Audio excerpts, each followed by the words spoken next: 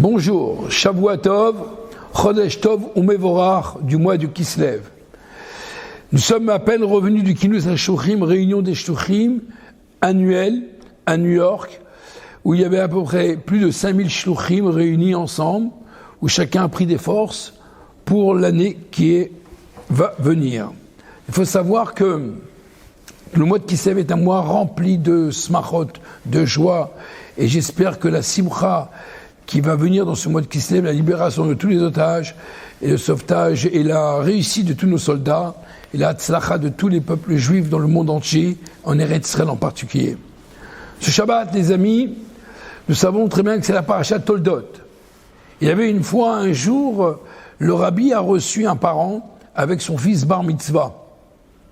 Comme il était de coutume de recevoir le bar mitzvah avant qu'il devienne bar mitzvah, au moment de la bar mitzvah, et le rabbi a demandé à cet enfant, est-ce qu'il aime le sport? L'enfant a dit oui. Quel est le sport qu'il aime? Il lui a dit, j'aime le baseball. Très bien. Et le rabbi lui a demandé à cet enfant, est-ce que tu as déjà été dans un stade de baseball où il y avait des joueurs? L'enfant a répondu oui.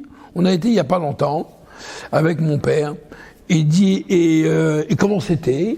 Alors à ce moment-là, l'enfant a dit au rabbi, la vérité, après un quart d'heure, 20 minutes, le groupe qui je soutiens, l'équipe qui je soutiens a perdu. Et donc on est parti. Et à ce moment-là, le rabbi pose la question à l'enfant, et est-ce que les joueurs ont quitté le stade? L'enfant dit, mais pas du tout. Les joueurs n'ont pas quitté le stade. Les joueurs sont obligés de continuer le match. Alors à ce moment-là, le rabbi lui dit, et bar mitzvah, il faut que également tu es un joueur toi aussi. Toi tu es aussi un joueur. Il faut savoir qu'il y a dans un stade, il y a des fans et il y a des joueurs. Et toi, tu es un joueur, mais un vrai joueur. Un vrai joueur, il fait l'effort d'être un bon joueur et des joueurs tout le temps. Rivka, dans la paracha de cette semaine, Rivka, la femme d'Israël, est une femme stérile pendant des années. Et à un moment, elle tombe enceinte, et la Torah dit Vaïdroazatsu abanim bekirba. Elle sent qu'il y a une forme de contraction assez forte. Et dans ces cas-là, elle sent que quand elle passe devant un endroit de Beth Hamidrash, un lieu kadosh, un lieu bien, de bonnes personnes, etc., l'enfant a envie de sortir. Elle passe devant un autre endroit négatif, Avodah Zara, pas du tout de bonne fréquentation, l'enfant veut aussi sortir. Là, la vérité, elle se remet à Dieu, elle pose la question, Dieu, je comprends pas, pourquoi autant de souffrance, à quoi ça sert tout cela? Là, à un moment, Dieu lui dit, Shne Goïm Bevitner, il y a dans ton ventre deux peuples. Là, elle s'est calmée, elle s'est concentrée que finalement, chacun, il a sa mission. Il y a un qui est dans le bon côté et l'autre qui est dans le mauvais côté. L'histoire de Rivka, en vérité, c'est l'histoire du peuple juif, de notre histoire à nous-mêmes. Il y a des jours où, genre, lorsque je prie, je me sens bien, j'ai fait une mitzvah, je suis content. Il y a des jours où je prie, je fais une mitzvah, je fais telle chose, je mets en action, j'ai rendu service, je me sens bien. Il y a des moments où je fais des choses, mais c'est pas terrible, je me sens pas bien. Alors, je dois faire un bilan. Je fais un bilan et je dois me dire, mais qui suis-je réellement? Est-ce que je fais du bien? Est-ce que je fais du mal? Qui suis-je réellement? En vérité, en nous avons deux peuples, l'âme animale, l'âme divine et l'âme animale. Mais on ne peut pas avoir deux couronnes sur la tête, il ne peut y avoir qu'une couronne sur la tête. Donc finalement, lorsqu'on parle du bien, lorsqu'on fait du bien, c'est l'âme divine qui domine et c'est elle qui est patronne sur notre corps. Alors, et l'âme animale, en réalité, lui, qu'est-ce qu'il fait? Il lui fait pas ce qui est bien, lui, il fait ce qui est bien pour nous-mêmes, et c'est pas toujours bien ce qu'on veut. Il faut savoir qu'est-ce qui est bien pour Akadosh Baruch Hu. Et donc, en vérité, nous ne devons pas être des fans, nous ne devons pas être des spectateurs, nous devons être des acteurs, nous devons être des joueurs, nous devons être un joueur professionnel. En d'autres termes, dans la période dans laquelle on se trouve, dans la paracha dans laquelle on se trouve, paracha Toldot, Yaakov et Esav vont naître. Ce sont deux peuples. deux missions différentes. Et nous, on représente le peuple juif. Des fois, on est comme Yaakov, et parfois, on est aussi comme Esav.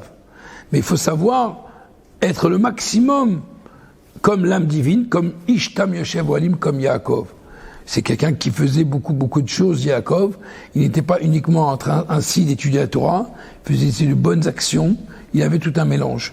C'est la raison que c'est important en cette période, après le Kinus HaShluchim, Rosh Chodesh Kislev, dans cette période où le peuple juif se trouve dans une situation critique, et si Dieu veut, on va sortir de ça très rapidement, nous tous, nous devons prendre sur nous une bonne action, une action positive, s'investir, venir étudier la Torah, venir prier, donner la tzedaka.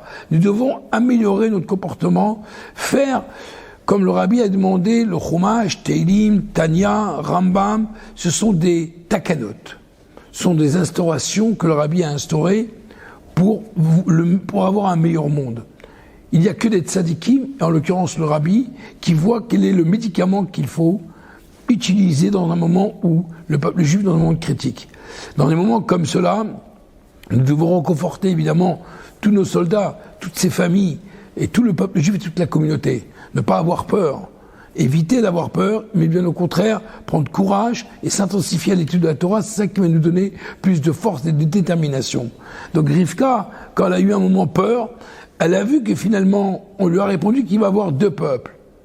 Et un qui s'appelle Yaakov, l'autre Esav, un qui est dans le bon côté, le mauvais côté. Et donc elle a très bien compris que chacun il est concentré dans ce qu'il fait. Mais une chose qui est sûre, c'est que nous aussi dans notre vie, on peut avoir des moments comme Esav et des moments comme Yaakov.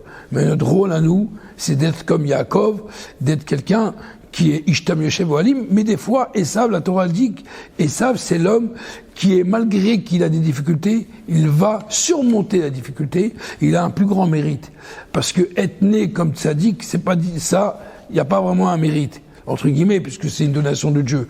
Mais quand on est né avec des difficultés, et qu'on surmonte ces difficultés, et on devient un vrai joueur, et quand on est un vrai joueur, on est sérieux dans notre jeu, dans notre travail, automatiquement, il y a une grande réussite. C'est ça que, si Dieu veut, très bientôt, on entendra des bonnes nouvelles, que chacun parmi nous augmente dans nos actions, ne serait-ce qu'une petite action, et on doit tout faire pour fixer un cours de Torah, ne serait-ce un quart d'heure, par téléphone, au Bet Rabbah, dans votre synagogue.